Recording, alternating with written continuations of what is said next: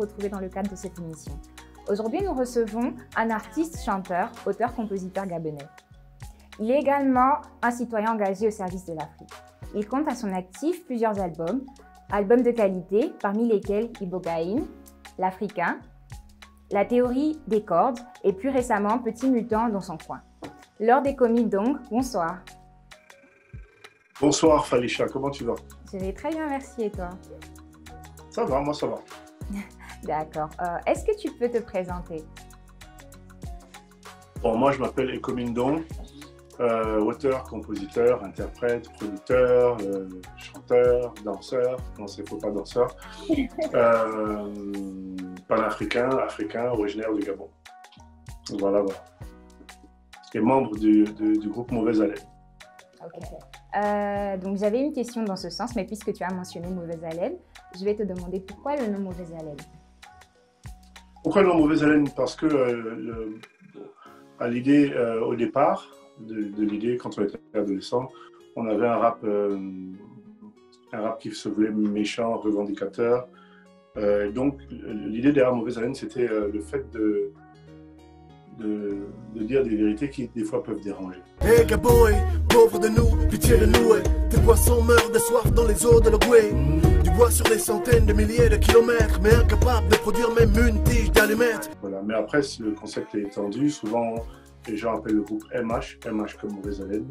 Mais MH, c'est aussi mère de l'humanité, donc l'Afrique, parce qu'on a un discours qui veut remettre l'Afrique à sa place, donc celle du berceau de toutes les civilisations, du berceau de la vie, la mère de l'humanité, comme je dis. Ce sont les gouvernements de ce monde et les articles qu'on vient culpabiliser. Ce sont les ghettos, les bas-fonds, les quartiers, les mafanes qu'on vient fertiliser. C'est le Gabon, la Guinée, le Congo, le Togo, le Bénin, le Ghana, le Soudan, l'Écosse, l'Éthiopie, le Mali, l'Angola, la Gambie qu'on est venu décoloniser. MH, c'est aussi Mos High, parce que la musique qu'on fait est empreinte de sagesse africaine, on va dire. Et Mos High, c'est le très haut. Voilà. D'accord. Et tu es un artiste très engagé. Tes chansons parlent parfois d'un réveil panafricain ou dénoncent l'absence de développement dans ton pays, le Gabon, par exemple. Donc, disons, ça fait à peu près 2 décennies que tu chantes et si je ne m'abuse, n'as-tu pas l'impression de prêcher dans le désert, tant les réalités d'hier restent celles d'aujourd'hui? Les choses n'ont pas tellement changé. Non, je n'ai pas l'impression de prêcher dans le désert. On a une audience qui est grandissante.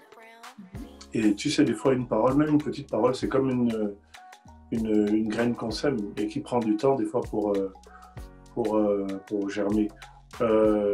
Toutes les réalisations, des fois, partent d'une idée ou partent même d'une petite parole. Nous, on est dans un métier de la parole, avec même des fois, sans qu'on le veuille, des paroles prophétiques. On voit des retombées directes du message qui est le nôtre. Il y a des problématiques dont les gens prennent de plus en plus conscience en ce qui concerne l'Afrique, qui ont fait partie de nos messages depuis les premiers albums. Regarde aujourd'hui les revendications par rapport aux francs CFA qui sont portées par beaucoup d'acteurs politiques et culturels aujourd'hui, font partie des messages qu'on a toujours portés. La question de la dette africaine, la question de la renaissance africaine, les questions dites kamites, la question de la réappropriation de ce qu'on est, la question du développement des statuts, la question de débaptiser l'Afrique, se donner nos noms. Ce sont des choses dont on a toujours parlé et on se rend compte aujourd'hui que les gens prennent conscience. Alors, ce n'est pas qu'à cause de nous, mais nous on a joué notre rôle, on a joué notre partition aussi. Aujourd'hui, au Gabon, on a des textes qui ont fait l'objet de thèses en université, on a des textes qui sont étudiés en seconde, en première, en terminale, prétexte du bac. Maintenant, on a j'ai des chansons qui commencent à être chantonnées chez les tout-petits, à l'école primaire. Donc avec ça, je ne peux pas dire alors que j'ai l'impression de prêcher dans le désert. Et dans l'album L'Africain, en intro, on peut entendre une imitation de la voix de l'ancien président du Gabon, Omar Bongo, qui te demande de sortir un album. L'avait-il vraiment fait ou c'est juste une imitation? Je vais répondre en deux temps. Okay. Le premier temps, c'est dire qu'en réalité, c'est mon frère Matt, il y a des gens qui savent, qui réalise cette performance d'imitation parce qu'il est très doué. Et en fait, à ce moment, on n'était pas au même endroit. Il devait être en France et lui, il était en Afrique du Sud, je crois. Donc, je l'ai appelé et c'est au milieu de la conversation qu'on s'est mis à délirer et que, comme il passe son temps à imiter Omar Bongo, j'ai eu l'idée, donc je lui ai dit, attends, fais ça et j'ai enregistré. Sauf que nous, on a continué la conversation au point où lui ne se rappelait pas avoir fait ça. Donc, lorsqu'il a écouté l'album la première fois, lui-même m'a demandé, mais qui est-ce qui fait ça? Parce qu'il ne se rappelait pas. Ensuite, pour le deuxième temps de ma réponse, l'idée, donc, non, évidemment, ce n'est pas Omar Bongo lui-même, mais l'idée, c'était le fait d'imaginer le président qui me somme de sortir un album avec un ton un peu tyrannique. La figure de style, c'était pour dire bon, que la musique est en train de prendre un tournant dont on n'est pas content. Donc, pour l'intérêt supérieur de la nation, on est obligé d'appeler le lyriciste qui peut avoir des textes qui réveillent les gens, qui ramènent la fierté africaine, etc. C'était ça l'idée. C'est-à-dire, il n'y a que toi qui peux faire l'album qu'on attend. Donc, c'est le président qui me laisse un message répondeur pour me dire il faut que tu fasses cet album et c'est un ordre. C'était ça l'idée. Dans l'une de tes chansons, Autobiographie d'un soldat sans armes, je pense, tu dis être l'ennemi juré des colons et du pouvoir. Donc, comment se fait-il qu'aujourd'hui tu habites en France et non pas dans un pays africain comme le Bénin, la Côte d'Ivoire, et tu as dit que ton frère est en Afrique du Sud. Pourquoi pas l'Afrique du Sud, par exemple? Mais en fait, alors je ne sais pas si on doit faire le lien entre ce que j'ai dit dans la chanson et où j'habite, je n'aurais pas fait comme ça.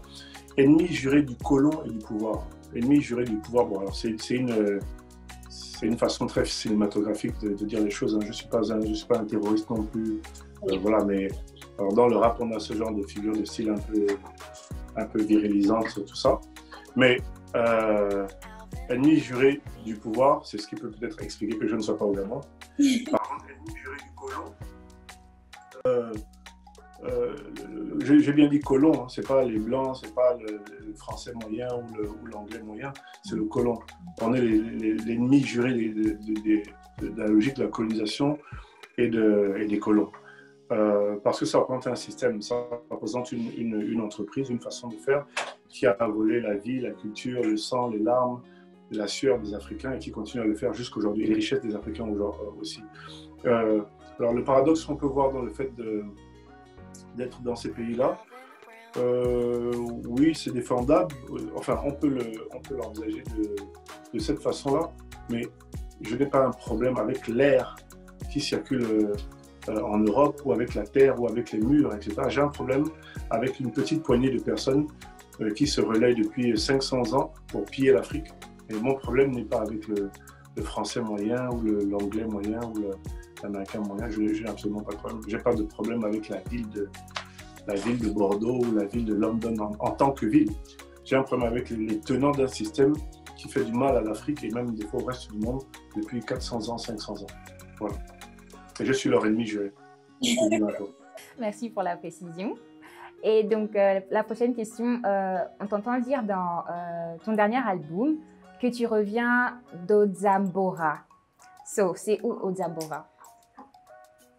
Zambora, c'est une image puissante qui est utilisée dans l'histoire, dans les mythes et les histoires du peuple auquel j'appartiens, au Gabon. Plutôt qu'un lieu géographique, ce qu'il faut voir, c'est que, alors pour faire très vite, c'est l'histoire d'un peuple qui est pourchassé, qui est poursuivi, qui est en train de se faire exterminer, qui fuit dans tous les sens, qui fuit pendant des générations et des générations, et qui un jour décide d'arrêter de fuir, décide de passer d'un peuple de fugitifs à un peuple de conquérants. L'épisode où cette transformation s'est faite, c'est l'épisode de Zambora. Et pour la petite histoire, on va dire que ce sont des gens qui ont traversé ou un océan ou un ravin en marchant sur le dos d'un... Il y a plusieurs versions. Ils ont marché sur le dos d'un python, ou alors ils ont marché sur un pont, ou alors ils ont marché sur un tronc d'arbre. Peu importe. Quel que soit l'exemple qui est pris, c'est pour dire qu'il faut imaginer toute une population pour passer par un petit trou, pour un petit pont, sur un petit pont, ils ont été obligés de se mettre en rang, de se discipliner et de se rassembler. Donc c'est aussi une image qui chez nous veut dire que Ça a donné naissance à un principe chez nous qu'on appelle le Bangam. C'est une forme de solidarité inconditionnelle qui fait que lorsqu'on sait qu'on est frères, on doit être capable, lorsque c'est nécessaire, lorsqu'on a des problèmes, on doit être capable de se discipliner, de se mettre ensemble pour faire face aux problèmes qu'on a. C'est ça aussi le message qui va bien au-delà de ma communauté. C'est un message qui peut s'adresser à l'Afrique tout entière. Maintenant, si on cherche l'endroit géographique où ça s'est réellement passé, il y a plein de théories. Mon père, qui fait des recherches dessus, a une théorie où lui, il situe ça plutôt vers Bujumbura, au Burundi. J'ai vu le père Mbabesol qui situe ça plutôt au nord de l'Afrique. Il y en a qui situent ça vers le Cameroun. Vu que c'est un terme qui est dans notre langue, il faut trouver la correspondance avec la cartographie d'aujourd'hui. Voilà. Mais le plus important n'est pas vraiment l'endroit géographique, c'est surtout de comprendre ce que symboliquement ça représente. C'est le moment où un peuple passe du stade de victime au stade de conquérant. Voilà. Et donc, quel est ton avis sur la religion? Tu te définis comme Kemet et Bandi. Et pour tous ceux qui nous regardent et ne savent pas ce que Bandi veut dire, au Gabon, Bandi fait référence aux initiés. Ou est-ce que je me trompe? Non, c'est ça. Mais il faut aussi définir ce que tu appelles Kemet. Je me définis comme Kemet, c'est un peu mal. Je vais le dire différemment. Kemet, c'est une façon d'appeler l'Afrique noire. C'est une convention, une façon d'appeler l'Afrique noire quand on se réfère aux hiéroglyphes égyptiens, qui sont l'une des plus anciennes formes d'écriture négro-africaine qu'on peut retrouver. Donc, l'idée, c'est que des fois, au lieu de dire l'Afrique, qui est un mot qui a une certaine origine, enfin, au lieu de nous appeler comme les autres nous appellent, au lieu d'appeler notre terre comme les autres l'appellent, parfois, l'idée a été de dire, appelons-la comme nous l'appelions avant. Donc, le terme Kemet représente un peu ça. Bon, après, on dit Kemet, c'est peut-être Kama, peu importe, on dit Kemet. Quel est mon avis sur la religion en tant qu'Africain et par rapport au fait que je sois initié au rite de chez nous? Alors je vais d'abord compléter en disant un truc par rapport au fait d'être Banzi. Comme tu dis Banzi, ça veut dire être initié au rite de chez nous. En ce qui me concerne, c'est une forme de... vulgairement on dit bouitif, même si c'est un peu plus précis que ça. Je suis initié à une forme de boutique de chez moi et à ce qu'on appelle le melan chez nous, c'est un rite où on a des protocoles pour rester en contact avec nos ancêtres, on va dire ça, en communion avec nos ancêtres. Donc, mon avis sur les religions, c'est que, comme je dis dans une chanson, les lionceaux, pour moi, ils doivent être allaités avec le lait des lions, pas avec autre chose, comme je dis dans Bicéphénal. Parce qu'on était des millions de mignons petits lions qu'on allait au biberon avec du lait de cochon. Je pense que chaque civilisation, chaque culture a été face à des problèmes. Ils ont réfléchi, ils ont eu des révélations, ils ont eu un parcours qui a permis de faire en sorte qu'ils trouvent des solutions pour répondre à leurs questions sur l'univers, sur leur origine, sur leur comportement, etc. Chaque peuple a trouvé ses solutions par rapport à ça. Donc, voilà, les gens qui sont dans le pays Truc, ils croient en un dieu qui s'appelle Truc, et ils ont une manière de croire en lui qu'ils appellent peut-être le truquisme. C'est très très bien pour eux. Mon avis, c'est que pour nous Africains, il faut qu'on se concentre sur des façons de faire qui nous appartiennent. D'où l'image du lionceau qui boit du lait de lion, pas du lait de... Donc, à la naissance, tu as reçu un nom occidental. Donc, pourquoi... excusez-moi, à la naissance, tu as reçu un nom occidental. Pourrais-tu expliquer à nos téléspectateurs pourquoi et comment tu es devenu Ekomindong? Tu sais qu'en réalité, on ne devrait pas demander pourquoi je me fais appeler Ekomindong. On devrait demander plutôt pourquoi est-ce que dès on attribue à chacun d'entre nous un nom étranger finalement.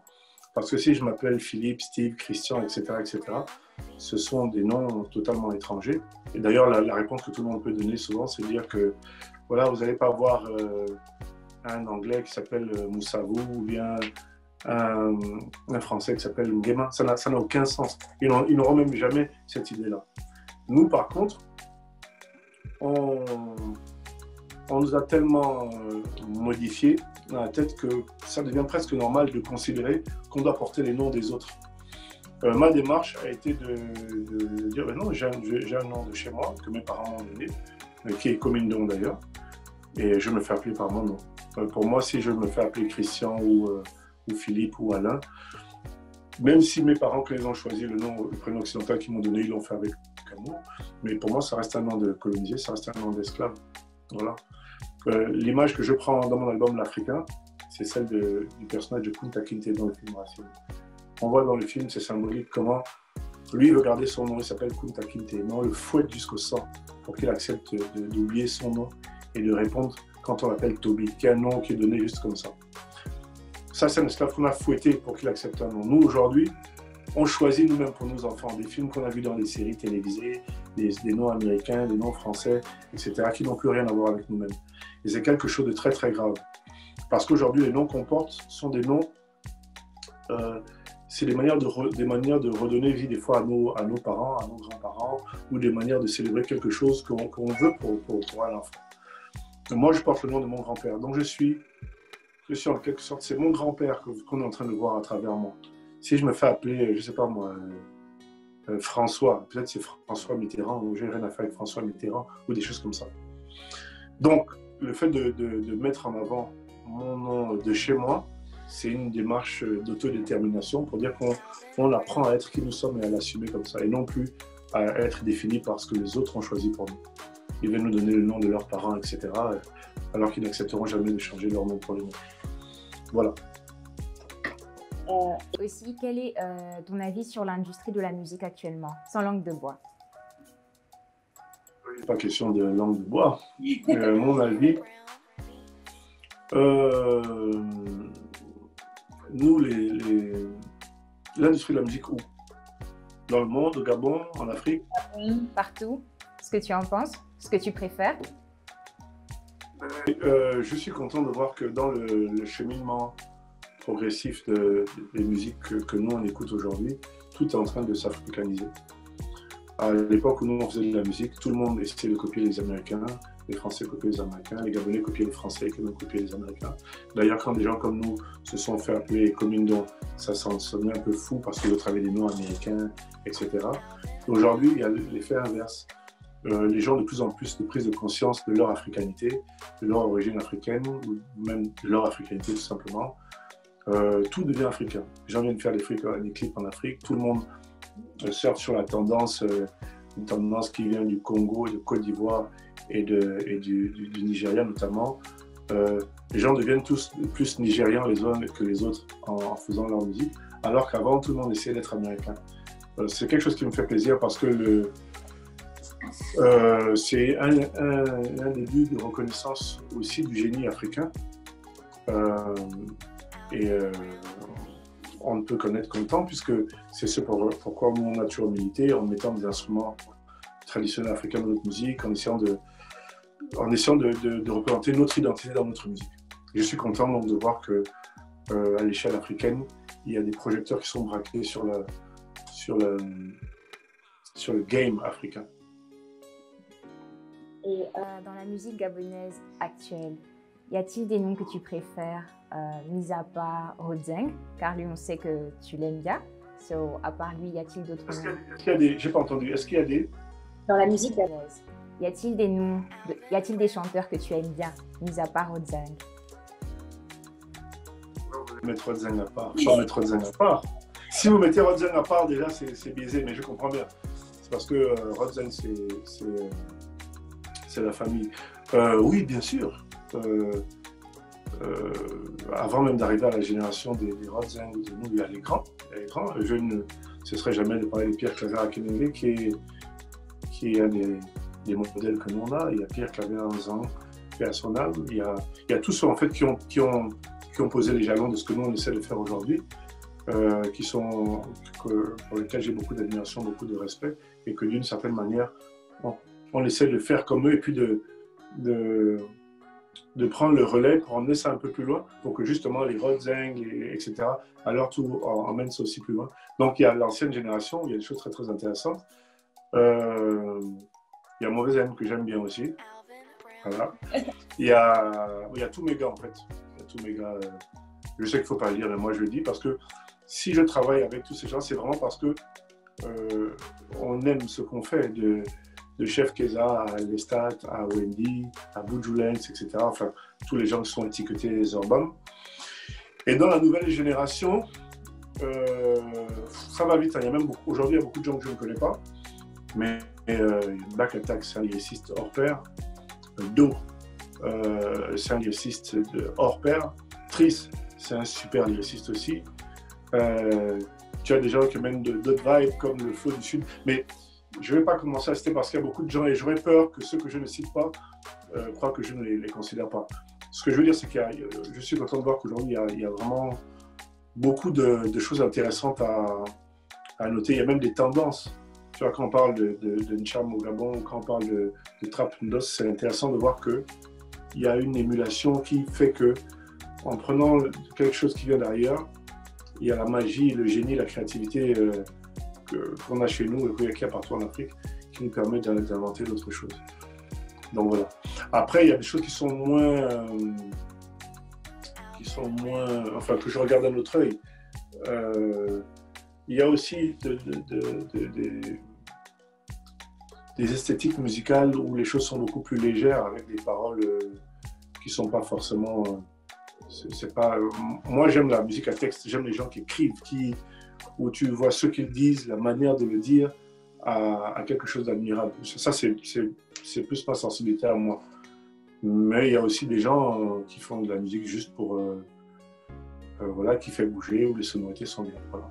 En gros, je suis content de voir la façon dont ça se développe, mais il y a encore beaucoup à faire. On a les problématiques de droit d'auteur, on a les problématiques plus globalement du respect du travail. Un artiste, les gens ne se rendent pas compte que moi, quand je fais un album, quand nous faisons des albums, les horaires de travail qu'on a sont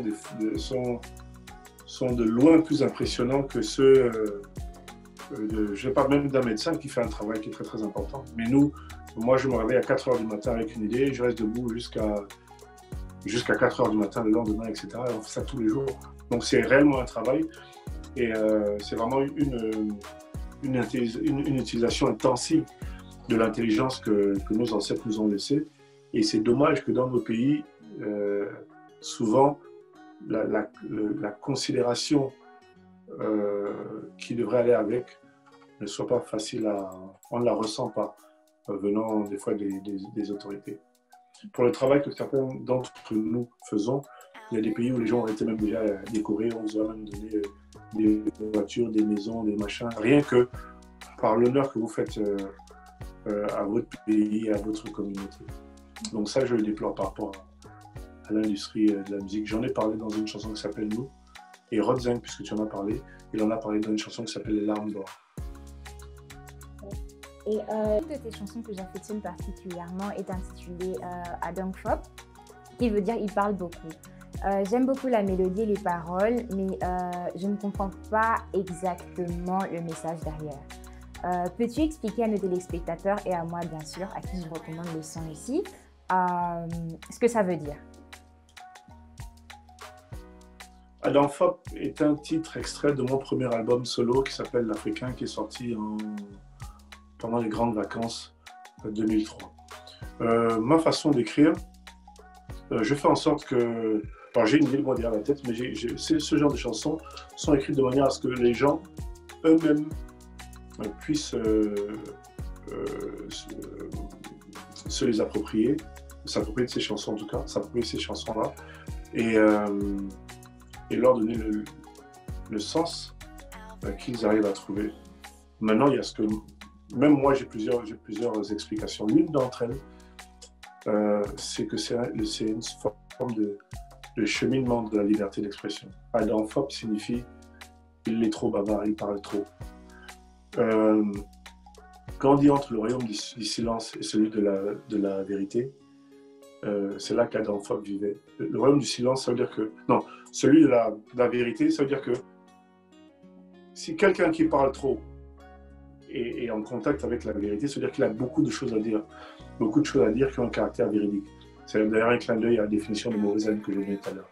Le fait d'avoir des vérités à dire qui des fois peuvent déranger. Donc, il est au royaume de la vérité, mais il est entre le royaume de la vérité avec des choses à dire, mais en même temps, il n'est pas loin du royaume du silence. C'est-à-dire qu'il a des choses à dire et qu'il ne peut pas les dire. Ça va donc être l'histoire d'un génie ou d'une entité, ou peu importe, un esprit par exemple, qui va chercher les moyens de prendre forme pour pouvoir exprimer certaines choses. Il devient donc un coq qui veut chanter pour réveiller les gens. Après, il devient une tige d'allumette pour éclairer les gens. C'est le cheminement de quelqu'un, ça peut être moi en l'occurrence, qui a des choses à dire, mais qui cherche la bonne manière pour les dire, pour réveiller les gens. Il y a une première manière qui est peut-être naïve, celle du coq qui vient chanter et qui finit par être égorgé par les gens qui sont en train de le réveiller.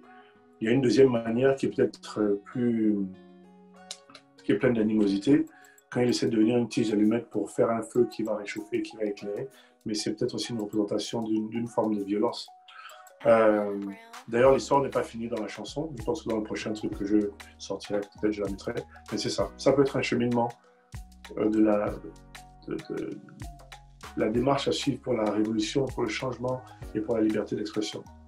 Après, ça va loin. Il y en a qui ont vu une sorte d'histoire un peu comme celle de Jésus. Il y en a qui voient une forme de clin d'œil au Mvet, etc. C'est juste une histoire que mon imagination m'a contée, comme je dis au début. Et comme il y en a une d'ailleurs dans chacun de mes albums. Il y a Le Singe Fou dans le dernier album, il y a Princesse d'Afrique dans le double album aussi, il y a Un Soleil s'en va dans le deuxième album. J'ai toujours écrit des chansons comme ça. Voilà. Lors de on va jouer à un jeu. Je vais te donner des noms et tu vas répondre par le qualificatif qui te plaît. Ça marche? Ok. Rodiane. Talentueux, doué, génie, fils. Aïlémi. Précieuse. Ces petites choses simples. Génie, intelligente, mignonne, princesse d'Afrique. C'est comme toutes mes filles d'ailleurs, mais c'est la plus petite. La plus petite de mes 5 filles. Et la MTV? TV, encouragement,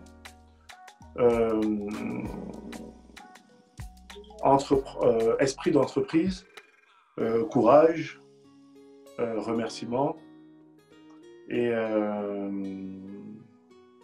bon courage. Merci beaucoup. Donc, tu es également un Boudoka, ceinture noire, c'est ça? J'ai pas entendu. Tu es également un Boudoka, ceinture noire. Keldan. On va pas dire ça. On va pas dire ça. On va dire que j'ai fait beaucoup d'arts martiaux différents. Je fais du karaté depuis tout petit. Donc je suis on dit souvent ça, je suis une ceinture blanche qui n'a jamais abandonné. Donc la ceinture devient de plus en plus noire. Mais je fais du karaté depuis que je suis né. Toute ma famille a fait du karaté. J'ai fait du jet vodao aussi, avec Patrick Gamandon. J'ai fait du judo beaucoup. J'ai fait de l'aïkido un peu. Et j'ai fait du jiu-jitsu brésilien beaucoup. Et je suis un karatéka qui est à fond dedans, qui ne fait que ça et qui a une ceinture qui vieillit de jour en jour. Du coup, on ne peut pas te chercher des ennuis. Il ne faut pas chercher d'ennuis aux gens de toute façon. Voilà. Après, les arts martiaux apprennent à éviter les ennuis aussi. Si on parle de bagarre, ça apprend. Plus on sait se défendre physiquement, moins on se trouve dans ces situations-là. On imagine souvent qu'un pratiquant d'arts martiaux, on imagine sa capacité des fois à taper, alors normalement il n'y a pas moins, comment dire ça, il n'y a pas plus non violent qu'un pratiquant d'arts martiaux. Nous on fait ça tous les jours, on se tape dessus tous les jours, on vit ça tous les jours, donc on n'a pas besoin une fois sorti d'une salle de sport d'utiliser ça, on évite même. Quand on sait les dégâts que peut faire un coup mal placé, on évite. Voilà. Donc, c'est tout pour aujourd'hui. Merci beaucoup pour ces réponses. J'aimerais savoir si tu as un mot pour terminer. Pour terminer, merci. Je vous encourage. J'encourage toute l'équipe dans ce que vous êtes en train de faire. Je souhaite longue vie à l'initiative. Je serai le premier à regarder les autres épisodes avec les autres personnes qui seront reçues. Voilà. C'est important qu'on ait des gens qui aient des initiatives, qui se saisissent chez nous des opportunités que les technologies d'aujourd'hui offrent. Donc, bravo à vous. Et, voilà. Et puis, aussi pour revenir à ma musique, j'ai sorti 2 albums, Petit mutant dans son coin et Toujours autant dans son coin. Donc, j'invite les gens à se procurer ces albums-là qui sont disponibles partout sur Internet. Voilà. Merci beaucoup, Commis. C'était un plaisir de t'avoir reçu. Bye bye. Merci, Felicia. Merci, Elam TV. Merci à toute l'équipe. Voilà.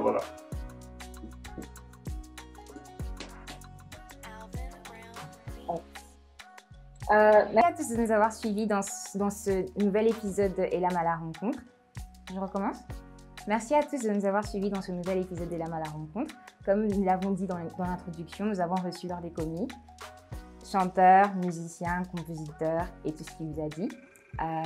Nous vous retrouvons à la prochaine. Nous vous retrouvons après les vacances. Surtout restez connectés, ne bougez pas. Partagez, likez, commentez, envoyez à vos amis. On se retrouve plus tard.